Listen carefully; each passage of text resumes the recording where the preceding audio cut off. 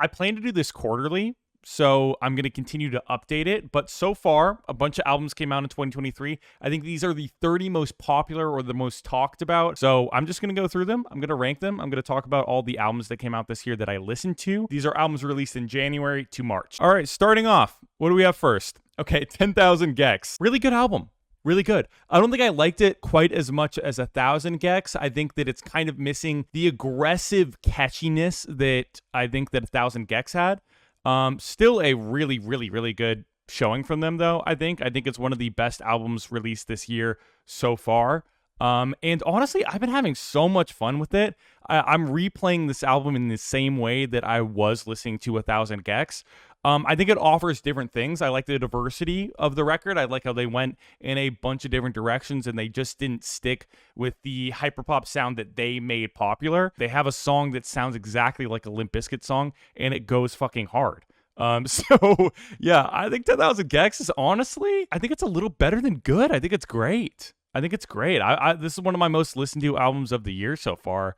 And I've been loving it. So I'm going to put it in great. Moving on, we have Afterlyfe. YEAT. I still am not a YEAT fan, but I think this might be my favorite project from YEAT so far. Even that being said, I wasn't a huge fan. Is it like the most offensive thing ever? No. I know that some people hopped on this train with this album, hopped on the YEAT train with this album. I'm not one of them.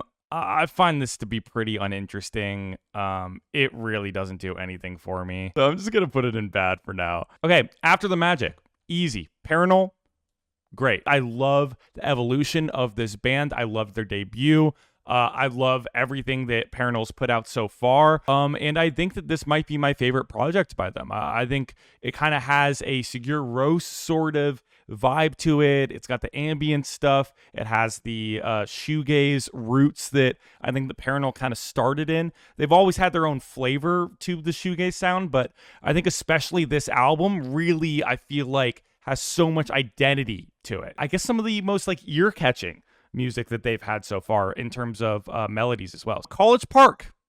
Okay, College Park, I feel like is better. This is why I'm glad I put Afterlyfe in bad, because I feel like College Park is just okay. Like, it is the definition of okay. I could not put it in bad, but I do think it's better than the other hip-hop album on this list so far, Afterlyfe. Listen, it has its moments. It has its highlights. I see some people say that they really like this album, and I'm glad that they really like it. But I cannot get past how many stupid skits that seem to add nothing to the album are on the tail end of so many of these tracks. I think it was such a terrible decision. It ruins the album for me. It really, really does bother me. So without those skits, without those stupid, meaningless skits, I think it might be in good.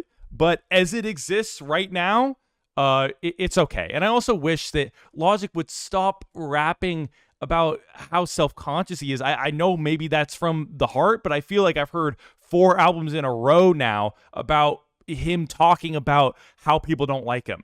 Get over it. I'm sorry. I'm tired of hearing about it. Okay, Cracker Island. I like a lot of stuff about Cracker Island. I know that a lot of people don't like this record, but I kind of like how inoffensive it is. I like how it just kind of is. It doesn't demand your attention. It kind of is background music for a lot of it, but there isn't anything really that bad about this album. It's a fun album for me to throw on the background. I mean, I don't have to pay that much attention to it. I think it does have its highlights. I think that the features are pretty much good besides Beck. What the fuck is Beck doing on here? But I think I'm going to put it in good. I think it belongs in good. The synth work is still great. It still sounds like a Gorillaz project. This is not a top tier Gorillaz album, but overall, I think it's pretty solid. Inhaler.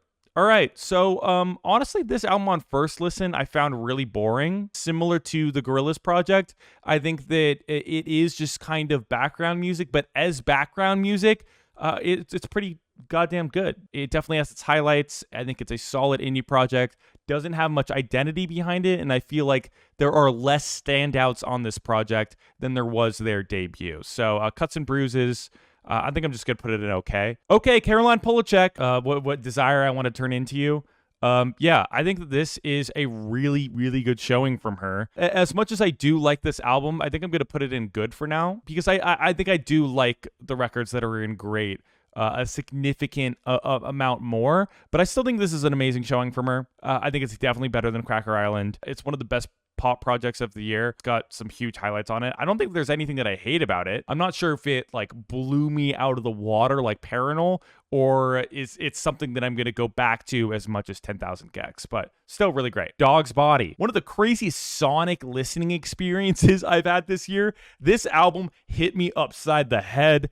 It kept me there for the entirety of me listening through it. This is one of the most aggressive, interesting, and just like sonically pleasing albums I've heard recently, just in terms of how captivating it is. Obviously, it's like super abrasive, but in a really really addicting way. I really fucking love this album. Definitely one of the best rock projects of the year, easily. Endless Summer Vacation, Miley Cyrus. I think this is shit. I re-listened to it for my album recap that I do over on TikTok, and it was worse than I remembered it being. And I thought it was already pretty bad. I think that Miley Cyrus's vocals are good on this album, but even the highlights on this album that I remember, oh, I liked this, like going back to it a couple days later. No, I liked this relative to the rest of the album. I just found it to be totally aimless. Maybe it would be in bad, but I'm going to give her some extra punishment here because she abandoned rock music when that was her sound, and I don't know why she did it,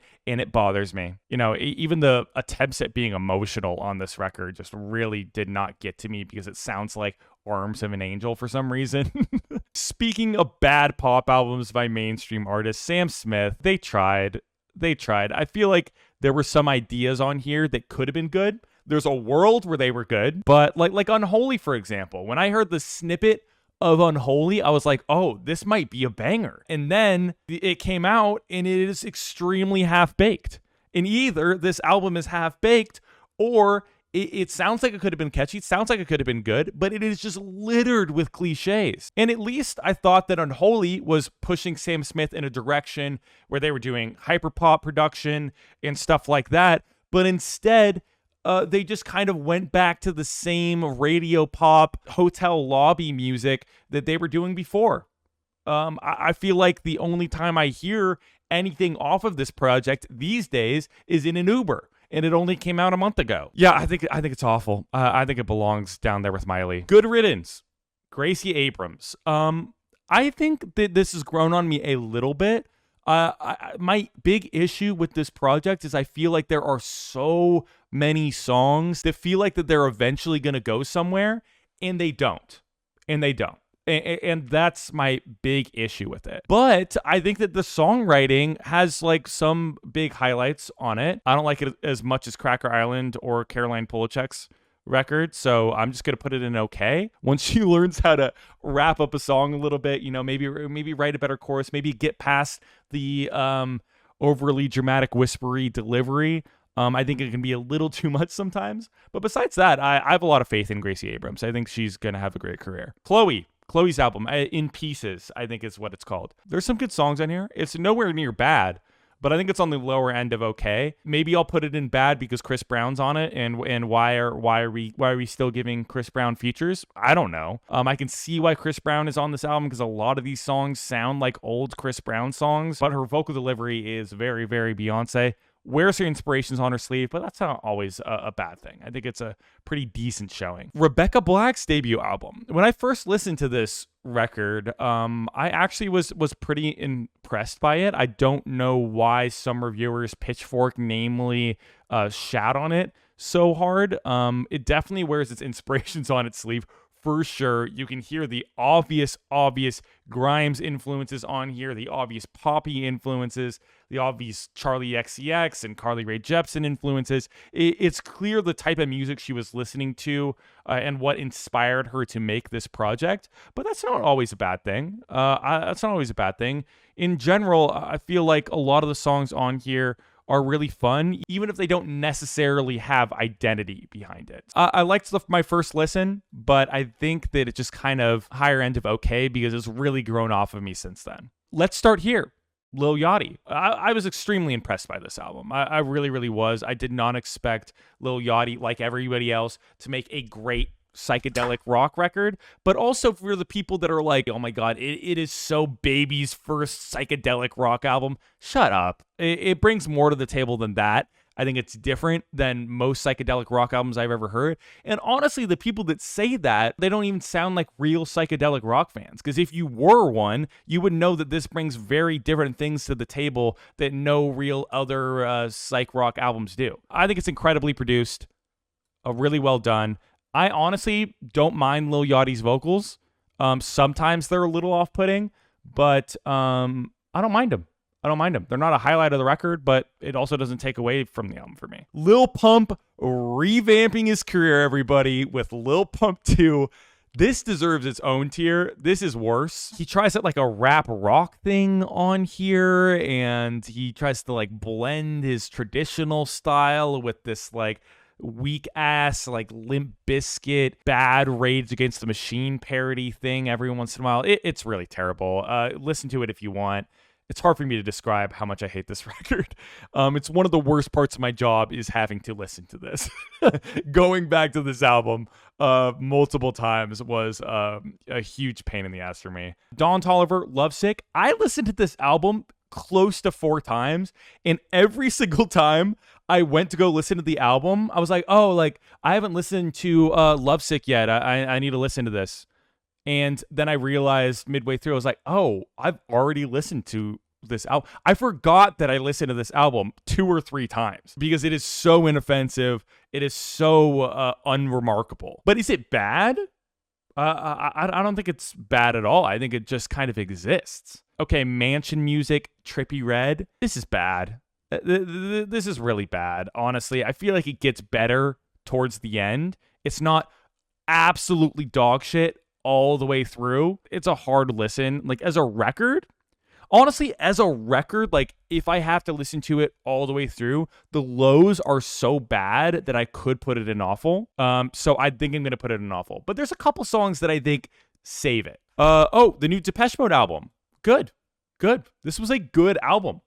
Usually bands that formed in the 1980s aren't putting out great music in 2023, but Depeche Mode is an exception.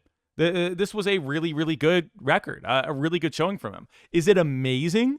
Is it groundbreaking? No, but I think it was a really solid record from them. Still true to their style, but an Old Dog has some new tracks. There's some fun stuff in here. They experimented with some production that I don't think I've heard them do before. But most importantly, the songwriting's there, which I was really happy to hear. Okay, Raye.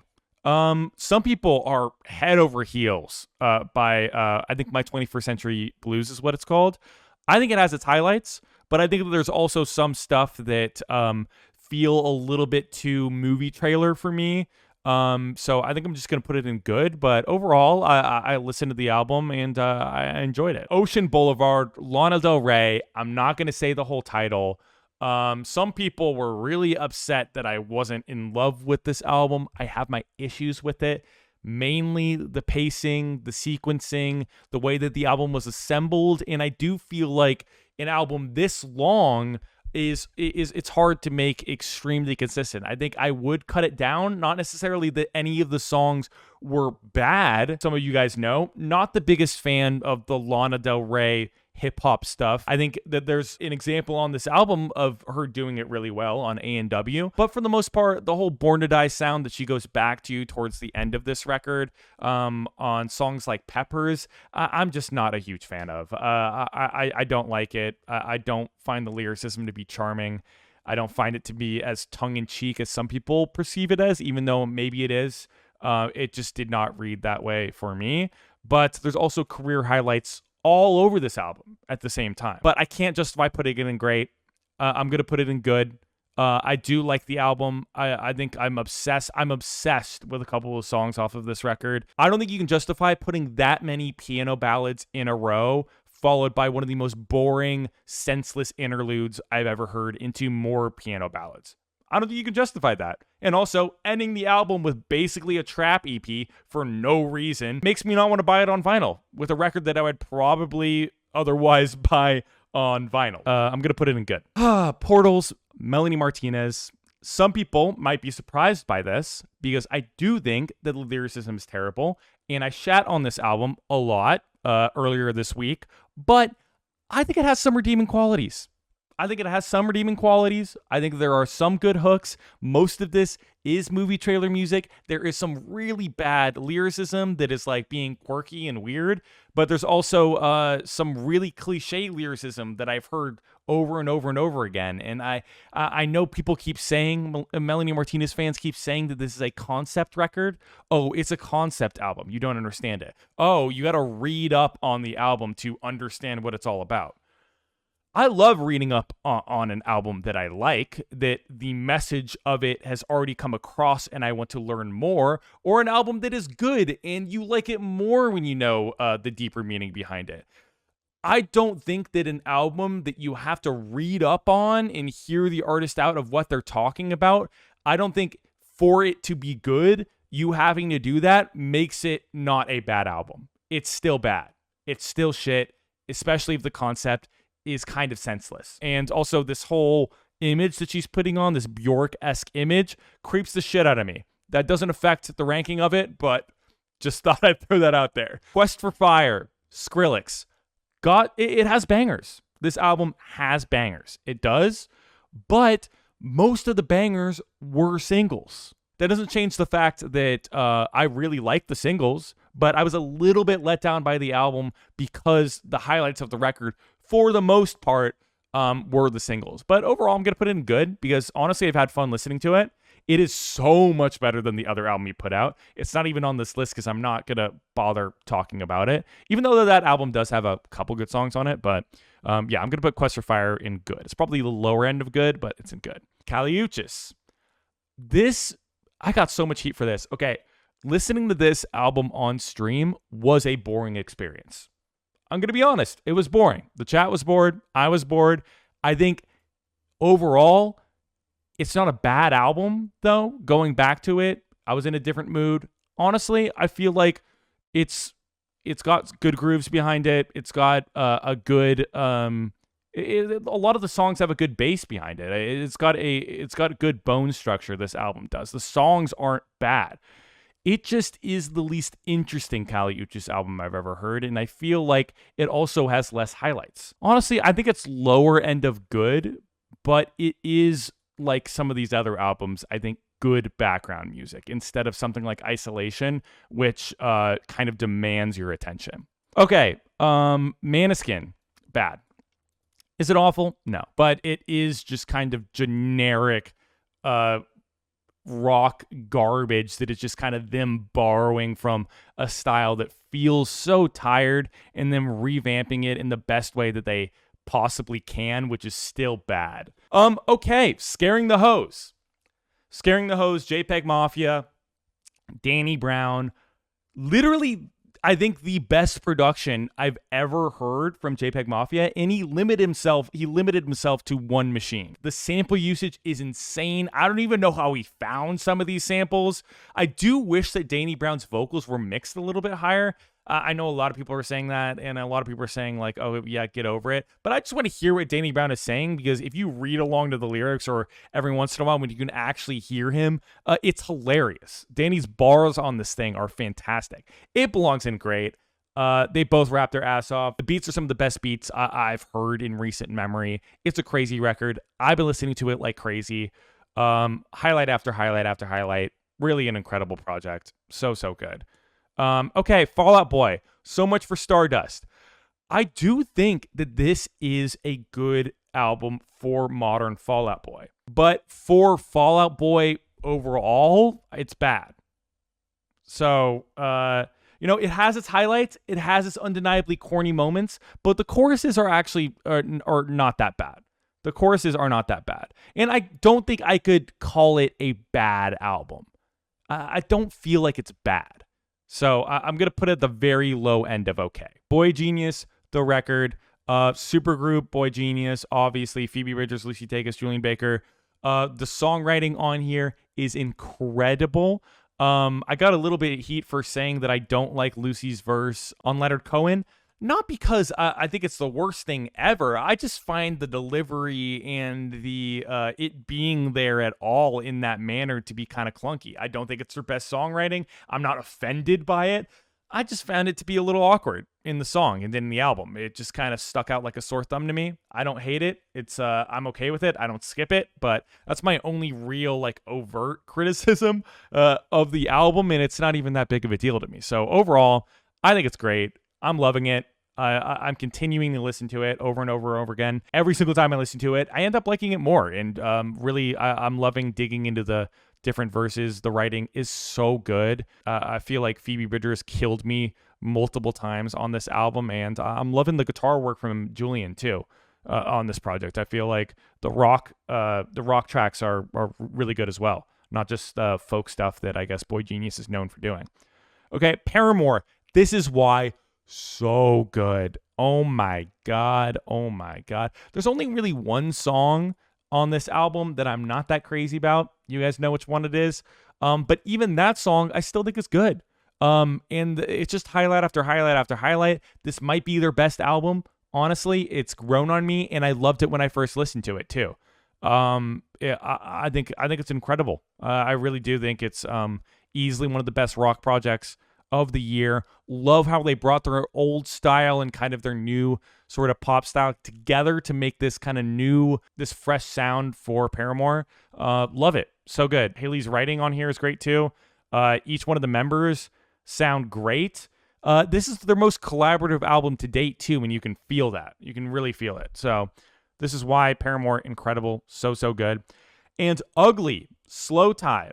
I think a lot of people like this album more than I do. I prefer Nothing Great About Britain. I also might prefer Tyron. I think that I like this direction for Slow Tie. I like what he did with the album.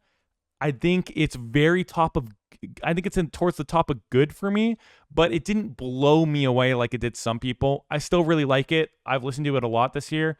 But yeah, I'm gonna put Ugly at the top of good. If this is his first go at like really leaning into punk music, not that he hasn't done it a little bit before with stuff like Doorman, but I can't wait to see his next project in this sound, because I feel like this is a really great starting place. And then the new Navy Blue record, Ways of Knowing. Dude, this album is so good. Honestly, I don't know if it's quite in the great tier for me.